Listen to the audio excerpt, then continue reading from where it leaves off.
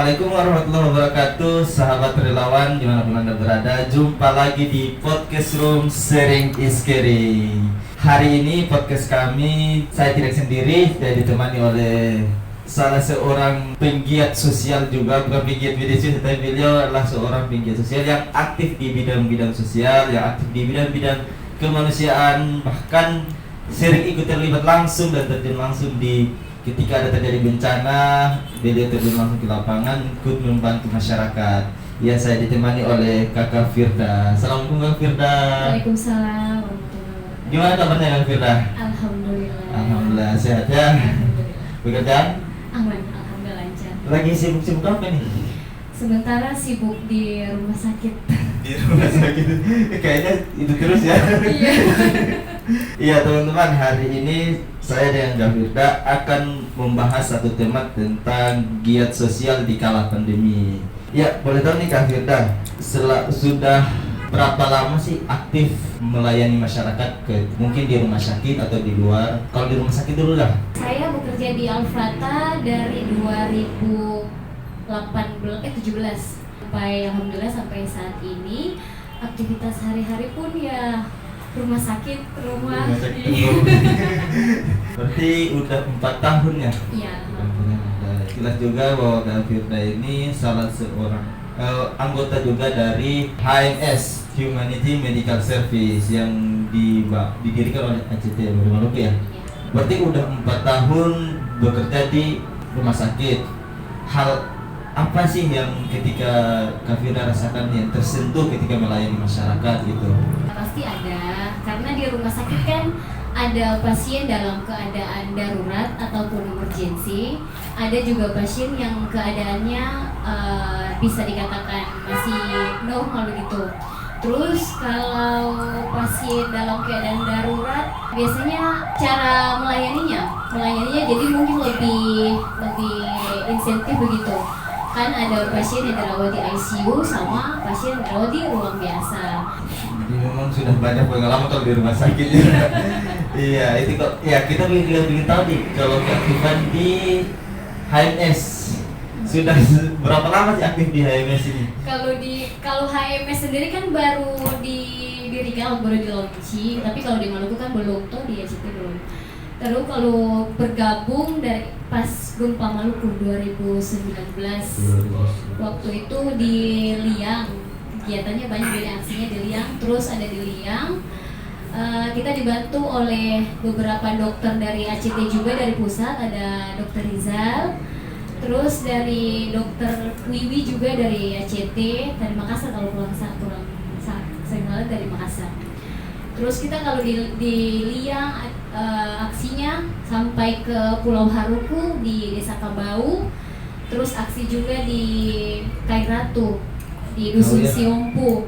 Terus kemarin juga pas waktu gempa di Tehoru di Desa Haya, Desa Mahu sama yang Putih. Iya.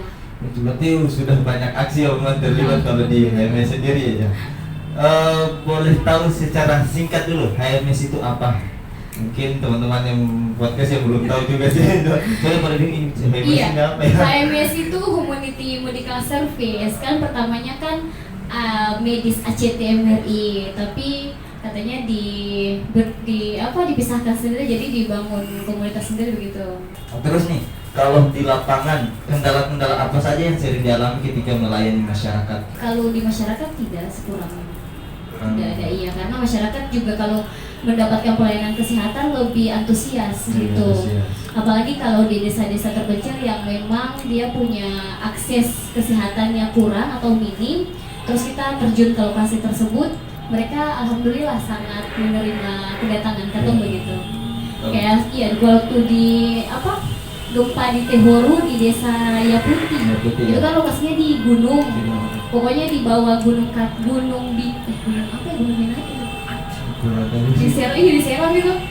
Di sana perjalanan ke atas ke gunung itu sekitaran kurang lebih 30 menit atau 40 menit begitu. Di atas juga pokoknya minim sekali karena tidak tersentuh langsung oleh orang-orang kesehatan di sana, jadi susah. Jadi secara pelayanan wisata mereka minim sekali. Iya, sangat minim. Luar biasa ya. Berarti memang masyarakat perlu sentuhan-sentuhan seperti Iya, itu. apalagi kalau di daerah-daerah terpencil yang memang akses kesehatannya susah. Gitu. Iya. Berarti untuk kendala di masyarakat tidak ada nih. Iya, karena mereka sangat welcome dengan kedatangan kami. Alhamdulillah, karena mungkin jangkauan untuk ke pelayanan, jangkauan ke layanan atau fasilitas kesehatan yang ada di daerah situ jauh. Pertama jauh, yang kedua kurang mendapat pelayanan. Iya, kurang mendapatkan pelayanan gitu. Sehingga pada saat datang di masyarakat disambut Alhamdulillah. Itu kendala masyarakat. Terus kalau kendala sendiri ketika mau turun di lapangan atau ketika mungkin dari pengalaman Kak Firda selama ikut di HMS, ada kendala dari tim atau wilayah yang sulit dijangkau atau tidak? Kalau wilayah yang paling jauh kalau aksi itu yang di Tehor. Di Tehor itu Iya. memang sulit. Memang kendalanya pertama di transportasi, kan perjalanannya jauh. Dari Tulehu harus ke Masohi, dari Masohi harus ke Tehor. Jadi perjalanan mungkin sekitaran 5 jam, 6 jam paling lambat. Berarti kendalanya yang gitu ya? Iya, kendalanya sih cuma di perjalanan aja. Iya. Kalau pengalaman, ini berbicara lagi tentang pengalaman. Tadi pengalaman di rumah sakit, sekarang pengalaman di HMS. Apakah ada ketika melayani masyarakat, ada hal yang membuat dari tim HMS atau Kak Firda sendiri merasa tersentuh atau tidak? Kalau pengalaman yang paling terkesan, sebenarnya sih semua terkesan. Toh karena masyarakat juga sangat antusias, dimana kalau ada pelayanan pasti dong antusias saja begitu. Iya, Tapi kalau memang yang paling tersentuh, yang pertama di Katong Dusun Binaan sendiri, Dusun Waipoot di atas, iya. Karena waktu turun Katong aksi di sana sebelum pandemi. Jadi kalau kurang salah 2019 awal, iya 2019 atau 2018 akhir lah itu. Waktu itu Katong sama dokter dari RS Al-Fatah sendiri kita ajak. Soalnya waktu itu sudah kontrak dengan dokter dari Aceh. Sempat ikut aksi waktu gempa juga. Tapi karena beliau tidak bisa hadir, jadi saya pakai itu dokter dari Rumah Sakit Al-Fatah. Dan beliau juga beda agama, sangat membantu untuk kerjasama pas waktu kegiatan di Dusun Waipoot. Karena di sana juga kan kakak di sana sing terlalu banyak tuh, kayak di desa-desa yang biasa Katong turun, sangat antusias di sana. Iya, jadi alhamdulillah sangat terkesan kalau dusun di Waipoot. Soalnya karena dusun desa binaan juga. Ya. Jadi ternyata punya desa binaan juga ya. Ada dusun binaannya. Jadi teman-teman, ada satu dusun yaitu Dusun Waipoot di belakang Telaga Kodok ya. Nah, belakang Telaga Kodok itu salah satu dusun binaan ACTN dari Maluku, dari juga HMS juga yang sering melakukan pelayanan masyarakat ya. Kalau di Kota Ambon sudah berapa, di daerah Kota Ambon aja lah gitu, sudah berapa titik yang sering dikunjungi untuk melakukan pelayanan kesehatan? Kalau di dalam kota yang pertama ada banjir Batu Merah, sempat bangun posko di waktu banjir. Bangun posko di situ. Kalau di dalam kota di Dusun Waipoot salah satunya, terus ada di Waringin Cap. Itu barusan berapa bulan yang lalu. Memang belum terlalu banyak kan sih. Iya. Kalau rencana ke depan nih dari HMS sendiri punya perencanaan ke depan apa yang ingin dilakukan gitu? Kalau HMS sendiri akan adakan kegiatan bakti sosial sama sunatan massal. Ya insya Allah kalau memang diberikan waktu, kesempatan, kesehatan, insya Allah mau dibuat di Dusun Wainuru. Jadi kedepannya pingin buat sunat massal juga? Iya, sunatan massal sama bakti sosial. Ini kan berbicara tentang giatnya sosial, bagaimana aktif di masyarakat.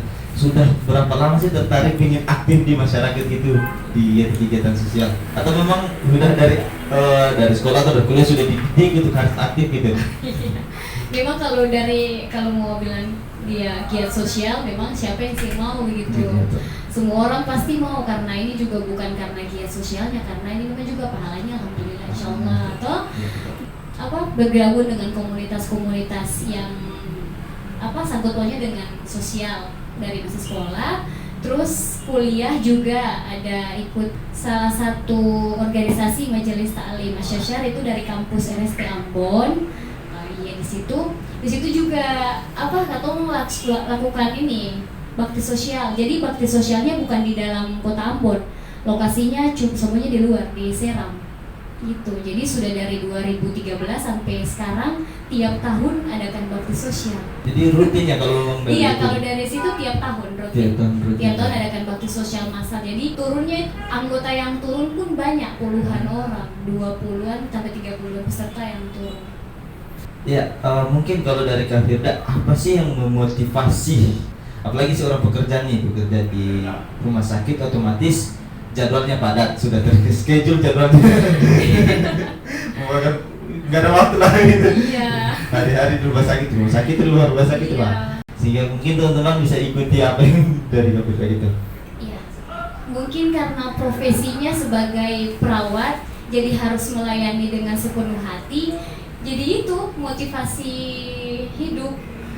Karena profesinya perawat juga perawat jadi gini, perawat kan harus melayani, tidak memandang suku, agama, ras, budaya gitu.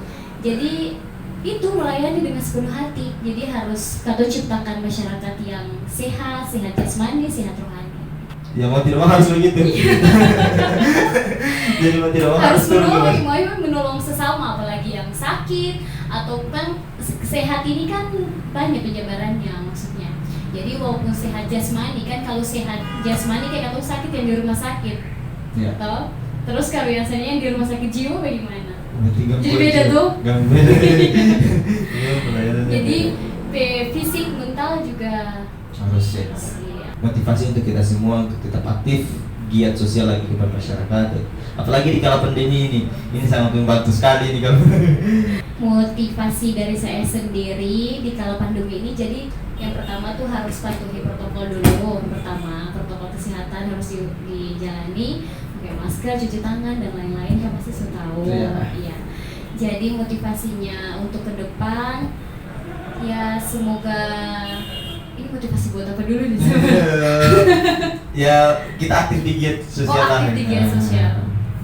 Oke, kalau motivasi harus sebagai relawan kita harus tanamkan dalam diri kita masing-masing. Harus yakin kita di sini kita berdiri di lembaga sosial. Jadi kita apapun yang kita lakukan berhubungan dengan sosial. Sosial itu kan masyarakat, pokoknya masyarakat yang harus yang dapatkan ketompu dedikasi bekerja. Iya. Jadi tanamkan dalam diri katong bekerja untuk masyarakat. Saya usah mau pikir apapun orang bilang di belakang, saya usah pusing. Yang katong tanamkan dalam hati bahwa apa yang katong lakukan nanti insya Allah dibalas oleh Allah. Itu saja. Berbuat baiklah sebagaimana Allah berbuat baik kepadamu. Gitu. Iya. Jadi begitu, harus tanamkan dalam diri, harus membantu orang. Maksudnya katong membantu orang saja, katong suruh rasa tersentuh begitu. Iya. Coba Sapri sendiri kan pernah bantu orang. Pengalamannya pasti alhamdulillah pasti banyak pengalaman membantu orang. Jadi perasaan pada saat membantu itu katong punya hati pasti tersentuh. Alhamdulillah katong punya tangan yang masih bisa katong masih bisa bikin orang tersenyum gitu. Selain Kak Firda sebagai penggiat giat sosial yang sering membantu masyarakat, Kak Firda juga sebagai seorang tenaga medis, mungkin saran untuk kita walaupun pandemi mulai berakhir, tapi solusi buat kita untuk menjaga stamina, menjaga kesehatan di kala pandemi ini seperti apa? Yang pertama sih mungkin jaga pola makan sama istirahat yang cukup dan minum vitamin. Memang waktu makan kadang makan terlambat, tapi memang harus jaga pola makan, pola aktivitas, maksudnya harus disusun dengan rapi. Jam sekian di mana, jam sekian di mana. Waktu istirahat, waktu makan, istirahat yang cukup. Pola makan dan istirahat yang cukup itu perlu juga. Iya, perlu dijaga. Pakai masker. Kita sudah vaksin, sudah bisa protokol kesehatan. Iya, insyaallah. Ya, jadi teman-teman, itulah tadi beberapa motivasi dari kita semua, dari Kak Firda untuk kita tetap bagaimana menjaga stamina, bagaimana menjaga menjadi seorang pegiat sosial yang aktif di masyarakat itu juga perlu, apalagi di kala pandemi yang memang masyarakat benar-benar membutuhkan pertolongan kita. Walaupun pandemi mulai berakhir ya, alhamdulillah sekarang mulai berakhir.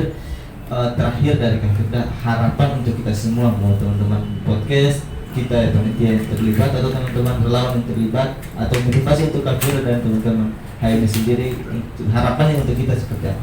Harapannya ke depan untuk kalian semua, dari mau dari HMS semuanya lah, semua yang terlibat, semoga ke depannya Katong selalu berbuat baik kepada sesama, karena sama kayak itu berbuat baik kan sebagaimana Allah berbuat baik kepada ya.